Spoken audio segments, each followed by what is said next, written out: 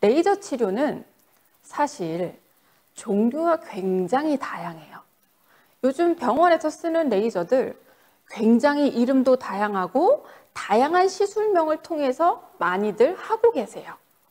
그런데 레이저 치료라고 하는 것은 사실 가장 중요한 기본 원칙이 있어요. 그 원칙이 뭐냐? 피부가 레이저로 인해서 손상을 받게 되는 거기 때문에 기본적으로 자기가 갖고 있는 재생 능력이 좋았을 때 레이저 치료를 해야 효과를 잘 보실 수 있어요. 그런데 피부가 굉장히 예민해져 있고 민감해져 있고 손상이 되어 있는데 이 상태에서 잡티 치료를 하시겠다라고 해서 레이저 치료를 받으시게 되면 피부는 회복을 할 수가 없어요. 손상이 되어 있는 상태에서 더 큰 손상을 주는 시술을 하시는 거기 때문에 재생을 하는데 정말 많은 시간과 공이 필요하게 됩니다. 그래서 레이저 치료를 할 때 가장 기본은 내 피부 상태가 건강할 때 레이저 치료를 받으시는 것이 우선 가장 중요해요.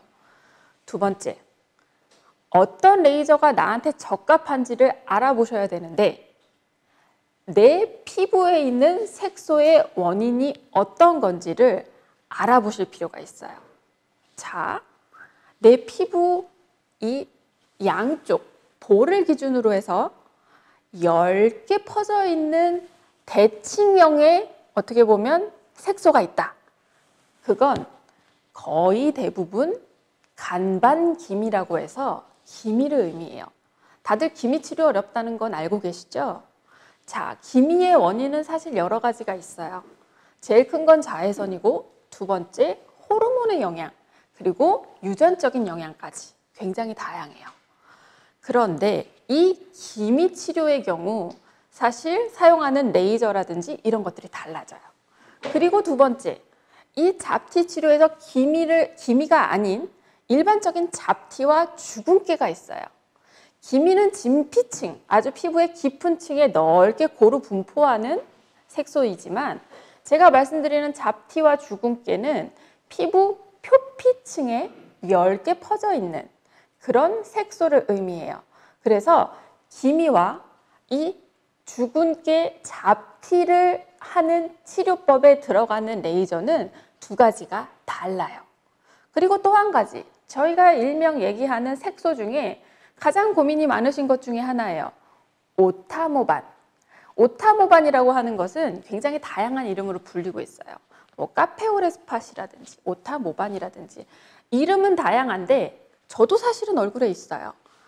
좀 넓게 퍼져 있고 좀 진하고 여러 군데 이렇게 쫙 퍼져 있는 것이 아니라 한 곳에 집중해서 큼직하게 나와 있어요. 그래서 이 오타모반을 치료하는 레이저 역시 제가 말씀드렸던 이 두 가지 레이저와는 달라요. 자, 레이저를 저는 크게 색소 치료를 하기 위해서 사용하는 레이저는 크게 세 가지라고 봅니다. 그래서 가장 많이 기미의 치료를 위해서 많이 쓰시는 것이 저희가 많이 알고 있으실 거예요. 레이저 토닝 레이저예요. 토닝 레이저. 그래서 토닝 레이저는 진피층에 자리 잡고 있는 기미를 어떻게 보면 기미 색소가 이렇게 올라와 있죠. 그리고 뿌리가 있어요. 그 뿌리 사이에 줄기를 끊어주는 역할을 하는 치료법이 바로 레이저 토닝이에요.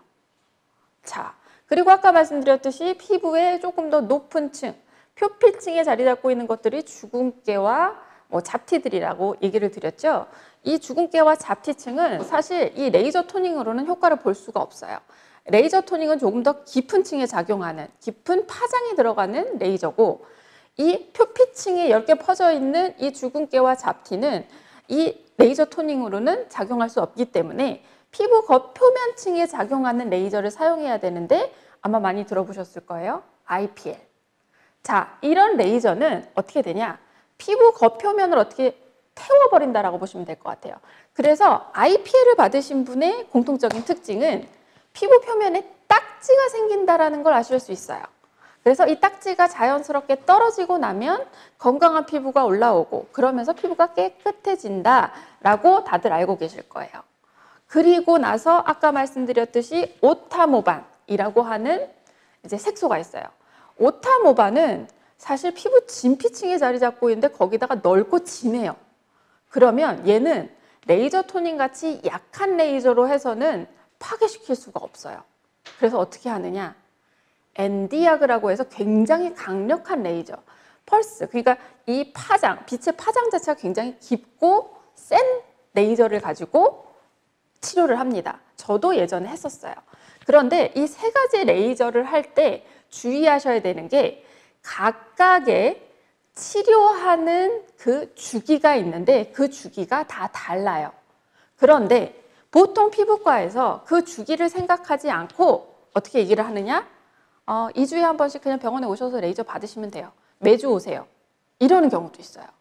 그래서 저는 아까 말씀드렸죠? 레이저 치료는 피부에 먼저 손상을 주고 재생을 하는 과정 속에서 좋아지는 치료법이다 라고 말씀을 드렸기 때문에 피부가 충분하게 재생이 되고 회복이 될 수 있는 시간을 주셔야 돼요. 자, 레이저 토닝은 사실 그렇게 센 레이저가 아니에요. 그래서 보통 병원에서 일주일에 한 번씩 오세요. 그렇게 해서 한 10번 정도 하면 어느 정도 효과 나와요 라고 하실 거예요.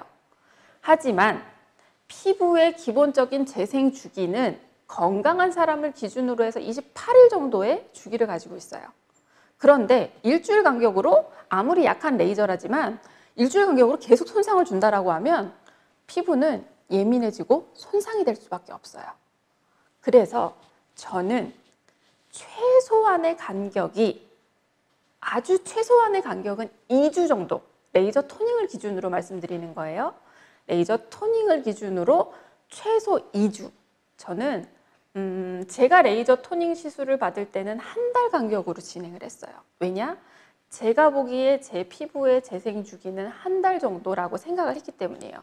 그래서 가장 이상적인 건 사실 한 달에 한 번씩 레이저 토닝 시술을 하시는 게 좋은데 근데 한 달에 한 번 시술을 하는 걸 가지고 정말 빠른 시간, 단기간에 효과를 보시기는 아주 어려워요. 자, 그래서 보통은 한 2주 정도 대신 재생을 아주 열심히 해주신다는 전제하에 2주에서 3주 정도 텀으로 시술을 해주시면 가장 이상적이에요. 자, 그리고 아까 말씀드렸듯이 IPL이라고 하는 레이저 시술이 있어요. 제가 어떻게 한다 그랬죠? 겉표면을 태워서 떨어뜨려 버린다고 했어요. 그래서 딱지가 않는 시술이라고 말씀을 드렸어요. 자, 보통 피부에 손상을 주고 상처가 생기고 딱지가 생기고 딱지가 떨어지는 데까지 2주면 되나요? 글쎄요. 제 생각에는 피부가 아주 정상적으로 멀쩡한 피부가 되어서 나올 때까지는 2주는 훨씬 넘어가는 것 같아요. 최소 3주 내지는 한 달 정도 시간이 필요한 것 같아요. 그렇기 때문에 IPL이라고 하는 딱지가 생겼다가 떨어지는 시술은 최소 3주 정도의 텀은 가지고 계셔야 돼요. 가장 이상적인 건 사실 한 달 이상이에요. 한 달 이상의 텀을 가지고 시술을 받으시는 게 좋고 딱지가 떨어지고 났을 때 그때가 사실은 가장 중요한 시기예요. 그래서 이 시기에 자외선에 노출된다거나 하시면 딱지가 떨어져서 아직 핑크빛으로 피부가 완벽하게 재생이 되지 않은 상태인데 이 핑크빛으로 재생이 된 피부가 자외선과 만나게 되면 어떻게 되느냐? 까뭇까뭇 다시 잡티로 변해요. 그러면 레이저 치료를 하신 게 말짱 도루묵이 되는 거죠. 그러면 레이저 치료를 하실 의미가 없어요. 그래서 반드시 IPL 같은 시술을 하시고 나면 딱지가 떨어진 이후에도 정말 신경을 쓰셔서 피부를 관리해 주시고 자외선 차단을 완벽하게 해주셔야 돼요. 가능하면 그 시기에는 외부에 노출되는, 자외선에 노출되는 활동 같은 거는 안 해주시는 게 좋겠죠.